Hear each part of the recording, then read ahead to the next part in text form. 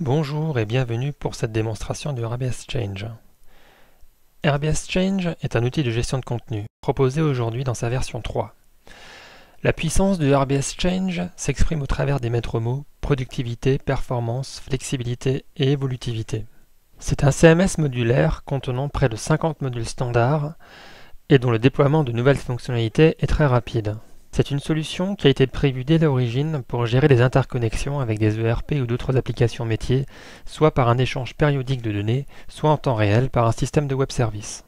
C'est un outil qui gère la séparation complète du fond et de la forme afin de permettre par exemple un changement de design simplifié. C'est enfin un environnement optimum pour les développements spécifiques afin que ceux-ci soient migrables à moindre coût.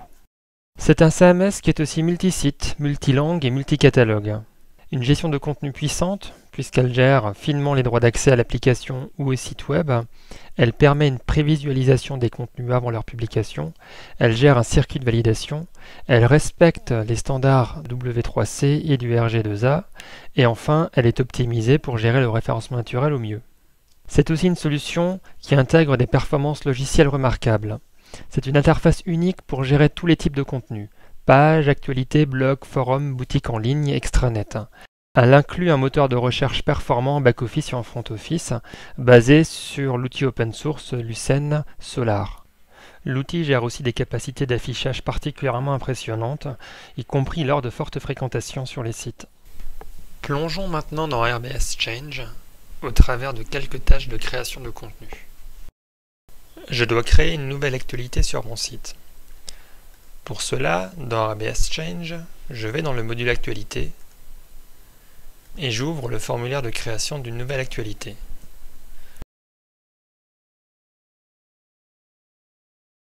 Je renseigne le titre, la date de mon actualité.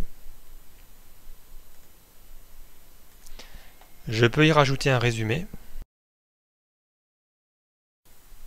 et un contenu plus détaillé que je peux mettre en forme.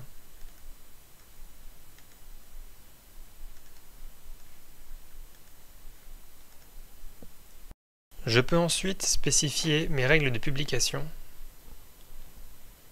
en mettant la date de début de parution sur le site et sa date de fin de parution. Je peux aussi d'emblée prévoir la durée d'affichage et de mise en avant de cette actualité sur la page d'accueil. Je peux rajouter des visuels que je peux puiser dans ma médiathèque.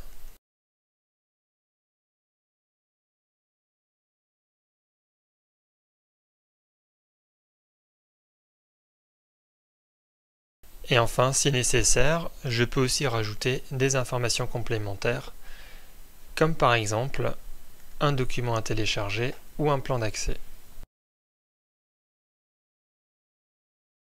Une fois l'actualité créée et enregistrée, je peux la publier pour affichage sur le site.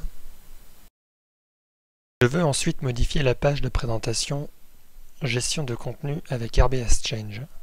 Pour cela, je vais rechercher la page avec le moteur de recherche en back-office et directement modifier son contenu.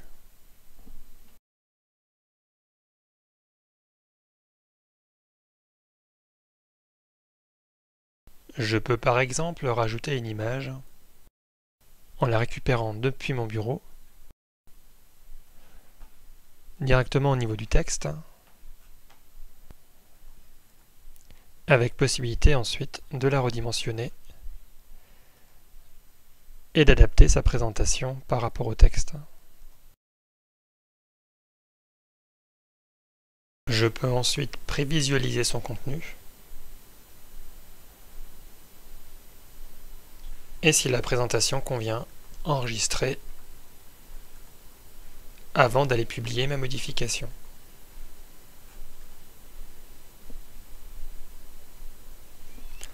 La modification est ensuite visible sur le site immédiatement.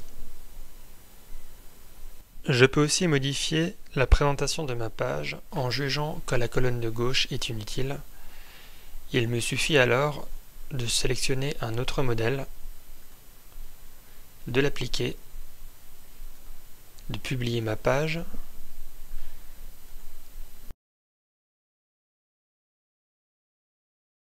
et de valider immédiatement la nouvelle présentation. Je veux maintenant créer une nouvelle page dans mon site que je vais placer dans une nouvelle rubrique. Pour cela, je crée d'abord ma rubrique que je vais appeler extension.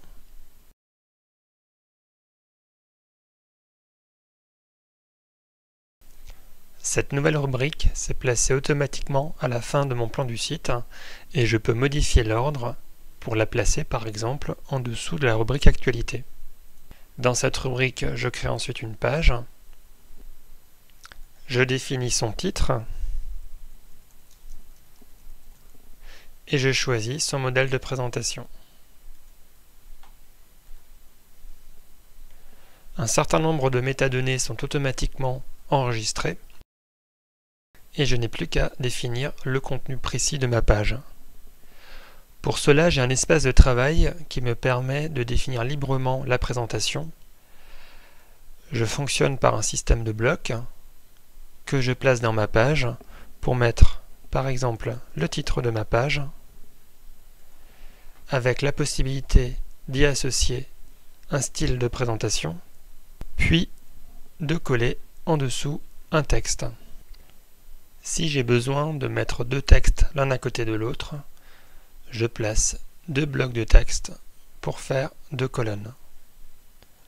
Puis, dans chaque bloc, je peux y copier le texte nécessaire.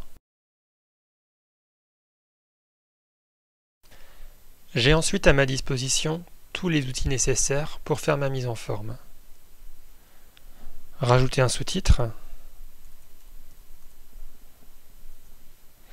et un correcteur orthographique me proposera automatiquement les meilleures corrections possibles.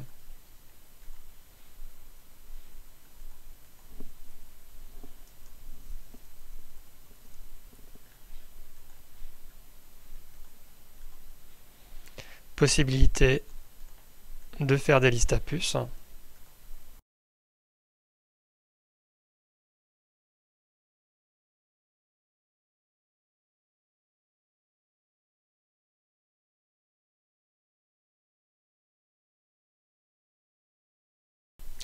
Et toujours la simplicité de rajout d'une image, soit depuis la médiathèque, qui me permet de stocker à un endroit unique toutes les images nécessaires, soit directement en ajoutant mon image depuis mon bureau. Je peux aussi insérer d'autres objets dans ma page, comme par exemple une vidéo issue d'un module spécialisé qui me permet d'insérer des vidéos au format Flash ou tout simplement des vidéos issues de YouTube ou de Dailymotion. Je peux à tout moment prévisualiser le contenu de ma page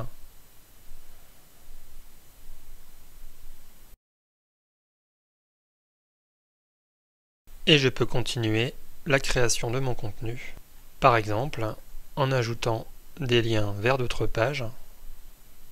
Pour cela, il me suffit d'aller pointer la page de destination et de la glisser à l'endroit où je veux la mettre. Je peux modifier le nom du lien. De la même façon aussi, rajouter des documents à télécharger. Là aussi, le lien est automatiquement nommé, l'extension du document est rajoutée, ainsi que son poids et les explications de toutes les abréviations nécessaires. Je pourrais aussi rajouter un tableau grâce à un outil adapté qui me permet de créer le tableau avec toutes les indications sémantiques et une mise en forme gérée à l'avance par la feuille de style. Après enregistrement, ma page est maintenant prête à être publiée sur le site. La publication de cette page provoque la publication de la rubrique extension et son affichage sur le site. On peut le voir au niveau du plan du site, où la rubrique extension a été rajoutée avec la page nouvellement créée. Je peux aussi souhaiter rajouter cette rubrique extension directement dans le menu principal.